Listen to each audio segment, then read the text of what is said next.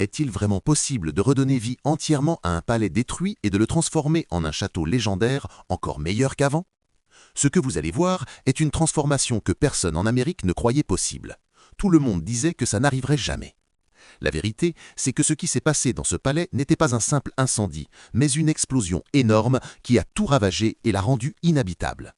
Ce que vous voyez devant vous était l'un des manoirs les plus célèbres et les plus luxueux des États-Unis. Après avoir été estimé à plusieurs millions, il s'est retrouvé en vente à un prix dérisoire. Sur Internet, les ingénieurs disaient que chaque dollar investi serait une perte énorme. Mais un couple un peu fou, très semblables l'un à l'autre, avait une autre vision. Ils ont décidé de l'acheter, sans qu'on comprenne s'ils jetaient leur argent par les fenêtres ou s'ils étaient simplement fous. Ont-ils vraiment décidé de risquer toutes les économies de leur vie pour une simple structure calcinée et quelques morceaux de bois? Ils ont ensuite vécu les 18 mois les plus difficiles de leur existence, remplis de problèmes, de chutes et de dépenses folles. Mais au milieu de tout ça, ils ont découvert un trésor caché dans le palais. C'est l'histoire d'un château que tout le monde pensait impossible à restaurer. Alors, ce couple va-t-il prouver le contraire? Voyons ensemble comment tout a commencé. Tout débute lorsqu'ils voient un reportage à la télévision annonçant qu'une énorme explosion avait ravagé le palais.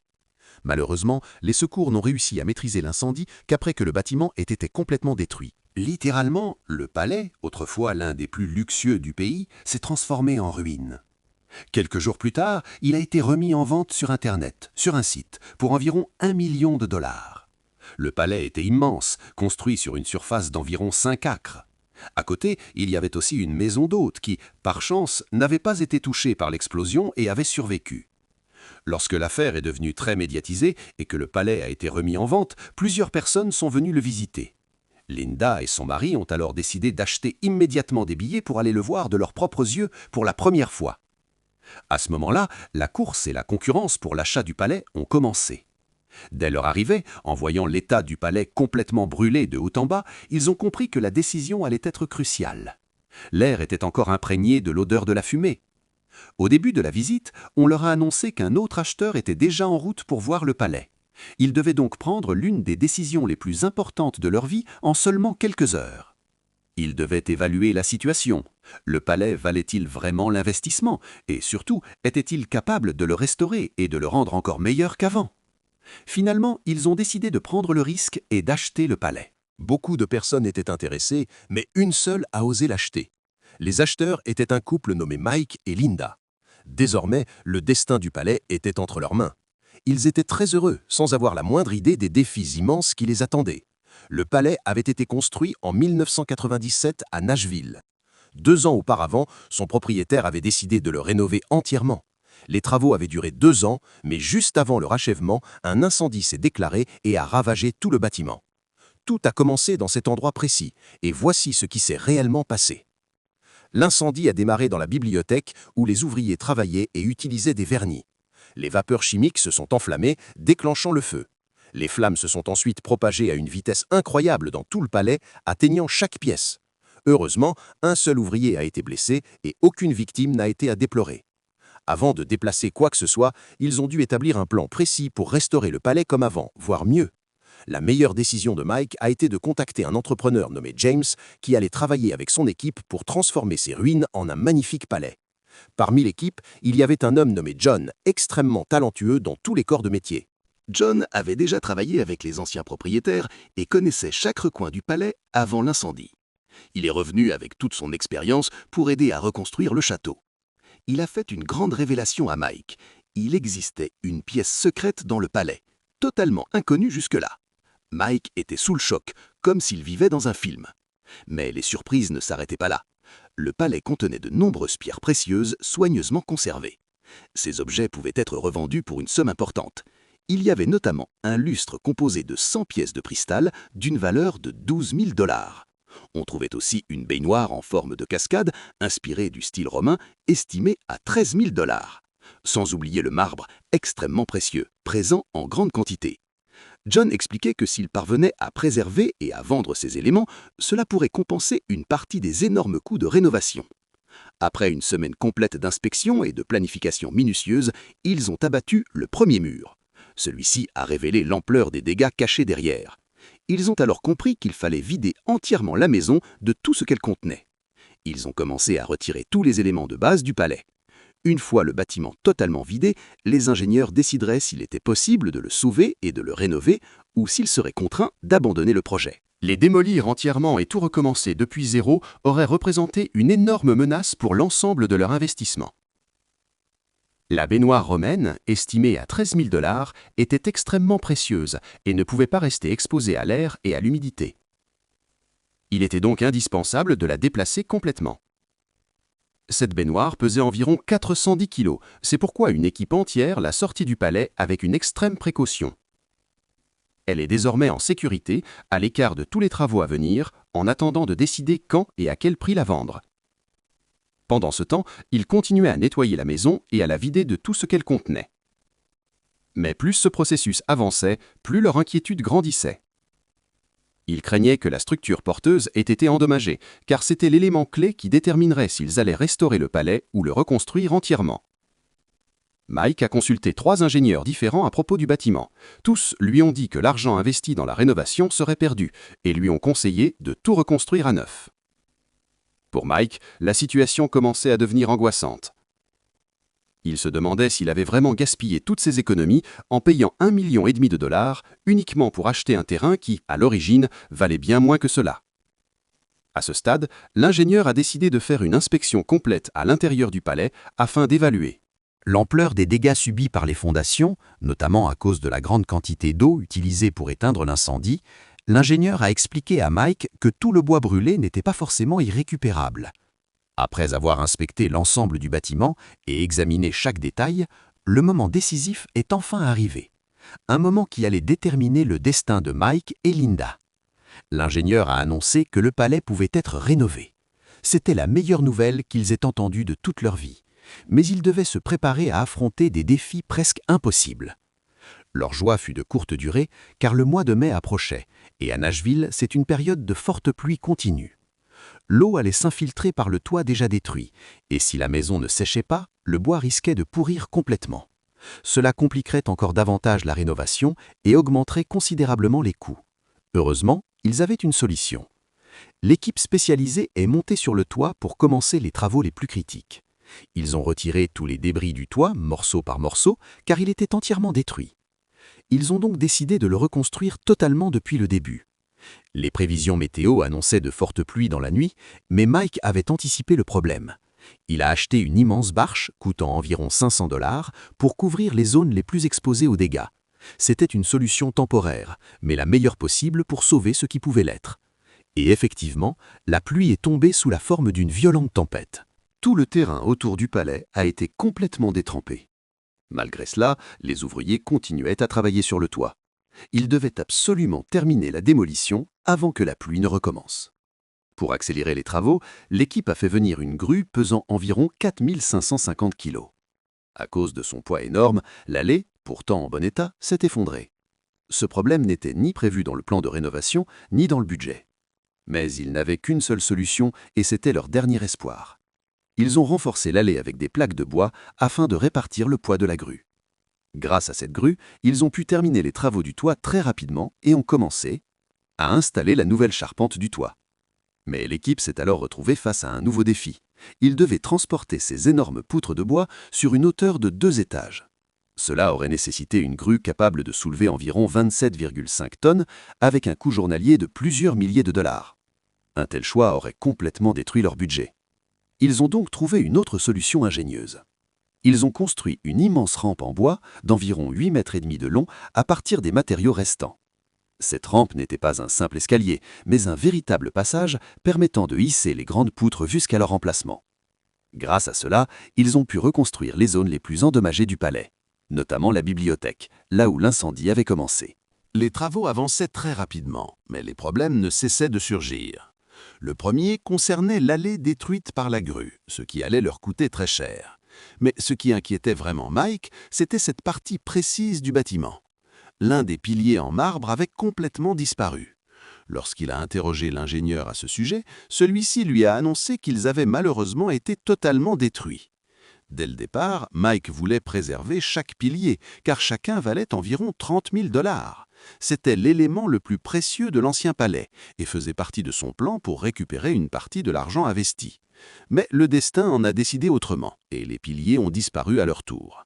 Mike devait désormais trouver une solution à ce nouveau problème. Malgré tous ces imprévus, les travaux sur le toit avançaient avec une précision impressionnante. Finalement, ils ont réussi à construire un toit entièrement neuf, capable de résister à la pluie. C'était leur tout premier grand succès depuis le début du projet. Après 3 mois de travail acharné, ils venaient à peine de franchir la première étape à l'intérieur du palais.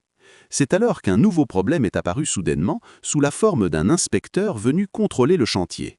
Mais après une discussion avec Mike et la résolution du problème, ils ont obtenu tous les permis nécessaires pour poursuivre les travaux sans aucun retard. La balustrade que vous voyez ici avait à l'origine coûté Environ 90 000 $. Des chiffres totalement hallucinants. Mais selon lui, cette pièce était entièrement fabriquée à la main, et aujourd'hui sa valeur pourrait facilement dépasser ce montant. Mike, lui, avait une autre vision pour le design de la maison. Il voulait quelque chose de plus simple, plus calme et plus épuré. Dans cette optique, cette balustrade très décorée ne correspondait plus du tout au style qu'il recherchait. Cela ne voulait pas dire qu'elle serait détruite, car il avait encore de nombreux projets pour elle. Les piliers qui soutenaient le toit étaient désormais visibles et coupaient la ligne du plafond, ce qui gâchait malheureusement l'esthétique du palais. Mais là encore, ils avaient une solution. Cette fois-ci, la solution venait des fenêtres de toit. Leur attention s'est alors portée sur toutes les fenêtres du palais. Le design original du bâtiment comportait des dizaines de fenêtres cintrées. Mais dès le départ, Mike et Linda étaient déterminés à les remplacer par de grandes fenêtres rectangulaires. Ils voulaient faire entrer un maximum de lumière naturelle dans chaque pièce. Cela impliquait de démolir certaines parties des murs pour agrandir les ouvertures. Ils ont également dû repenser et modifier certaines parties de la structure afin d'adapter le bâtiment à ce nouveau design. C'est à ce moment-là qu'un invité nommé Ben est arrivé, représentant de la société Bella Windows, une entreprise très réputée spécialisée dans les fenêtres et les portes. Il avait vu leur projet sur Internet et est venu leur proposer une offre exceptionnelle. Un jour, Mike et Linda se sont rendus dans leur showroom afin d'étudier cette offre en détail. Après avoir constaté la qualité des produits présentés, ils ont contacté Ben et décidé de signer un contrat avec son entreprise. Il s'agissait d'un accord majeur, représentant la dépense la plus importante du projet jusqu'à présent. Avant de passer la commande, l'étape la plus critique restait à faire, les mesures. Chaque fenêtre serait fabriquée sur mesure. Ils n'avaient droit à aucune erreur. La moindre faute de mesure aurait pu transformer une fenêtre de 10 000 $ en simple déchet. C'est pourquoi chaque ouverture était mesurée, puis vérifiée 2 et même 3 fois avant la validation finale. Sachant qu'une dépense énorme approchait, ils ont cherché dans le palais des éléments pouvant être restaurés et revendus, afin de compenser une partie des coûts. Parmi ces objets figuraient une cheminée, un réfrigérateur, ainsi que la fameuse baignoire romaine estimée à 13 000 $. Ils l'ont soigneusement nettoyée et mise en vente sur eBay, en espérant qu'un amateur d'objets anciens s'y intéresse. Après avoir recouvert la maison d'une bâche imperméable, il était temps de poser la toiture. Cela semblait simple, mais en réalité c'était extrêmement dangereux. L'équipe travaillait sur un toit très incliné, à plusieurs mètres de hauteur. La moindre erreur pouvait les projeter au sol en une fraction de seconde. Finalement, après un travail acharné, ils ont réussi à installer un toit parfait sans la moindre faille. Le palais avait complètement changé d'apparence. Tout ce qui existait à l'intérieur, murs, finitions et décorations, avait été retiré. Il ne restait plus que la structure en bois soutenant l'ensemble du bâtiment. Ils se sont ensuite attaqués au sol, totalement détruit par l'incendie, la fumée et l'eau. Il fallait désormais le préparer pour la reconstruction. La dernière partie à démolir était le rez-de-chaussée. Ils prévoyaient d'y construire des espaces spectaculaires, une salle de cinéma ultra-moderne, une salle de sport entièrement équipée, un tout nouveau bureau et enfin l'installation des fenêtres. Les fenêtres sont finalement arrivées. Alors que leur fabrication devait prendre environ 12 semaines, elles ont été livrées en seulement 3 semaines. Mike n'en croyait pas ses oreilles lorsque l'entrepreneur lui a annoncé la nouvelle. Pour lui, c'était un véritable miracle. Grâce à cette avance, le projet a pris de l'avance sur le calendrier initial. Les fenêtres ont été installées avec une extrême prudence. C'était l'étape la plus délicate du chantier. Chaque panneau pesait environ 140 kg. La commande totale s'élevait à environ 6 000 livres sterling, sans aucune assurance. Le moment de vérité était arrivé, chaque fenêtre allait-elle parfaitement s'adapter à son emplacement. Heureusement, toutes se sont installées sans le moindre problème. Le premier étage était terminé. le défi le plus difficile restait à relever. Comment monter des panneaux de verre de plus de 140 kg jusqu'au deuxième étage sans utiliser de grue? Ils n'avaient qu'une seule solution, compter sur leur propre force et sur l'escalier. Une méthode extrêmement risquée. Une seule chute aurait pu coûter une fenêtre de 100 000 $. La tension était à son comble. Mais ils ont réussi. La première fenêtre a été installée, puis la seconde, et ainsi de suite, jour après jour. Chaque installation était réalisée avec une précision et une prudence extrêmes. Ils s'apprêtaient maintenant à poser la pièce la plus chère de toute la commande. Il s'agissait d'une immense porte coulissante en verre d'environ 5 mètres de hauteur. C'était le plus grand panneau de verre, le plus complexe à installer et aussi le plus coûteux. Avec ce mur entièrement en verre, le palais a été totalement transformé. Mais comme toujours, les problèmes ne tardaient pas à réapparaître. Ces fenêtres avaient été conçues pour faire entrer la lumière et offrir une vue exceptionnelle à l'extérieur. Mais elles avaient aussi produit l'effet inverse. Le palais était désormais visible de l'extérieur, exposant complètement ses occupants. Il n'y avait plus aucune intimité. La question de la vie privée est alors devenue la priorité absolue pour Mike et Linda. Et pour résoudre ce problème, ils allaient devoir Une rangée composée de 50 arbres. Ce sont des arbres à croissance rapide, et Mike s'occupait lui-même de leur plantation. Nous retournons ensuite à l'intérieur du palais. Avant de refermer les murs, ils doivent les pulvériser avec un matériau isolant, de la mousse expansive. Cette mousse permet de sceller toutes les fissures et les ouvertures existantes. Elle crée aussi une barrière extrêmement efficace qui réduit considérablement les coûts de climatisation et de chauffage. En plus de cela, elle améliore l'isolation phonique. Mais ce n'est pas tout. Cet isolant renforce également la structure même des murs. Ils ont ensuite commencé à monter le mur de l'entrée principale du palais. Cependant, il restait des briques provenant de l'ancien mur. Les ouvriers ont géré la situation avec beaucoup de calme. Ils ont retiré chaque brique une par une avec une extrême précaution, afin de ne pas endommager le mur environnant. Une fois toutes les anciennes briques retirées, ils ont reconstruit ce mur avec des briques neuves. Après avoir terminé cette partie, le palais avait déjà une allure impressionnante. Mais malheureusement, après l'incendie, il n'y avait plus aucun système électrique fonctionnel. L'ancien réseau électrique avait été complètement détruit. Il fallait donc installer un tout nouveau système électrique, moderne et haut de gamme.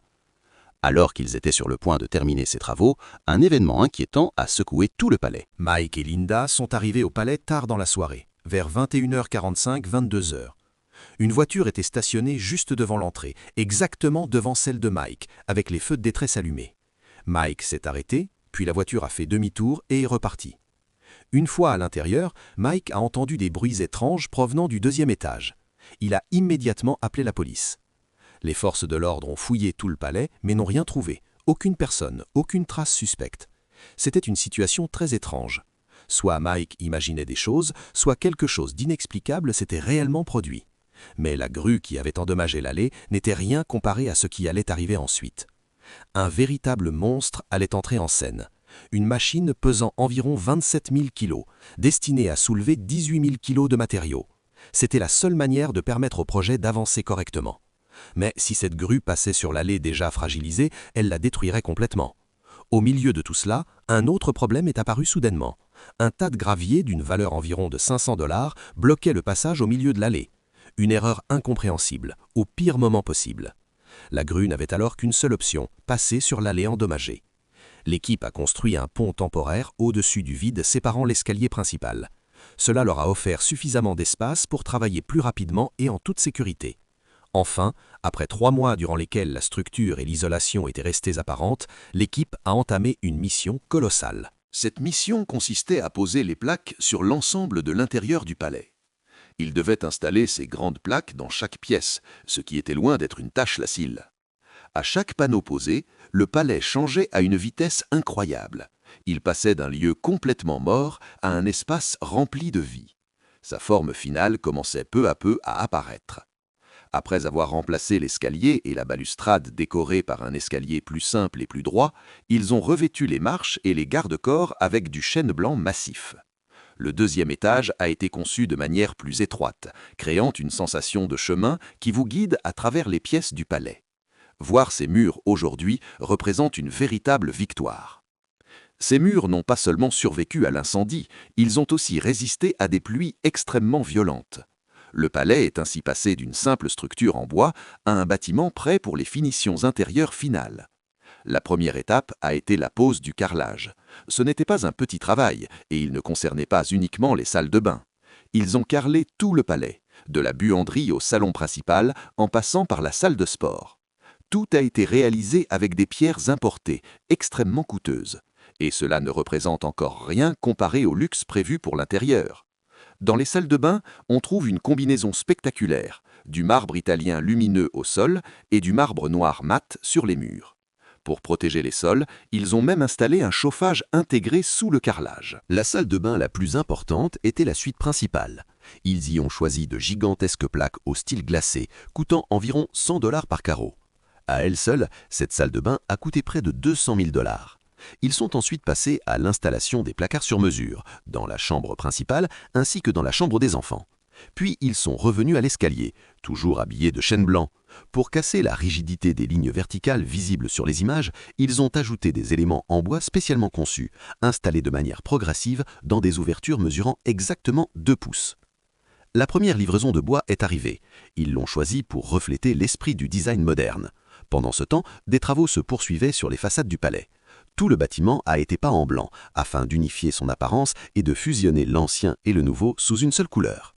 Mais l'allée, détruite par la grue puis achevée par le passage du camion, au poids comparable à celui d'un avion, n'était plus récupérable. Ils ont donc décidé de la refaire entièrement depuis zéro. Un énorme problème qu'ils n'avaient absolument pas prévu dans le budget. Rien que la fondation allait coûter 100 000 $. Sur le côté, l'ancien gravier endommagé se mélangeait aux nouvelles pierres, ce qui rendait l'entrée... Tout le palais était dans un état catastrophique. La bétonnière fonctionnait en continu et les ouvriers donnaient absolument toute leur énergie pour refaire l'allée. Honnêtement, tous ces efforts en valaient la peine, car une fois terminée, l'allée a complètement transformé l'endroit. Après plus de 500 jours de démolition, de surprises et de travaux ininterrompus, la rénovation s'est enfin achevée. Il y a à peine 18 mois, ce palais n'était qu'une ruine totale. 3 ingénieurs avaient affirmé que chaque centime investi serait une perte. À chaque problème rencontré, la maison semblait vouloir leur donner raison. Mais aujourd'hui, en se tenant dans le palais entièrement terminé, on comprend que Mike et Linda n'ont pas seulement prouvé qu'ils avaient tort, ils ont dépassé toutes les attentes. Ils ont créé une cuisine qui contient absolument tout ce que l'on peut imaginer. Ici, vous pouvez attraper facilement les épices et tous les ustensiles nécessaires. Il y a un robinet escamotable qui sort de son emplacement, peut être utilisé librement, puis se range à nouveau. On y trouve également un micro-ondes au design très compact. La salle à manger est volontairement simple. Ils n'y ont rien ajouté de superflu, se contentant d'une table et de chaises en chêne, ce qui lui donne une élégance naturelle. Il y a aussi une grande chambre avec de larges fenêtres transparentes et des rideaux beiges laissant entrer une belle lumière naturelle. Un grand lustre au plafond apporte une touche spectaculaire. On découvre ensuite une seconde cuisine, d'une couleur différente, choisie avec beaucoup de goût. Cet espace est utilisé pour ranger les fruits et les encas qu'ils aiment. Il est fermé par un couvercle transparent afin de laisser passer l'air tout en permettant de voir le contenu de l'extérieur. Certaines pièces sont encore vides et ils n'ont pas encore décidé ce qu'ils y installeront. Les salles de bain présentent des styles variés, noir mat, gris et blanc. Ils ont également conçu un spa privé sur mesure, une salle de sport entièrement équipée et même la salle de cinéma dont Mike rêvait depuis toujours. Il a choisi une ambiance sombre avec des fauteuils en cuir noir très luxueux. Ils ont même aménagé une salle de bain dédiée à la salle de cinéma pour optimiser l'espace. À l'extérieur, ils ont construit un immense garage pour leurs voitures. Des éclairages intégrés au plafond illuminent l'extérieur la nuit et de grandes surfaces vitrées laissent entrer la lumière du soleil. Tout dans ce palais est devenu parfait. Dis-moi ce que tu penses de cette transformation. Est-ce qu'elle t'a plu? Et quelles idées folles aimerais-tu voir dans les prochaines vidéos? Si cette transformation incroyable vous a inspiré, rejoignez la famille DIY Fighters dès maintenant. Ici, chaque projet prouve que même l'impossible peut devenir réalité grâce à la passion, au courage et au travail acharné.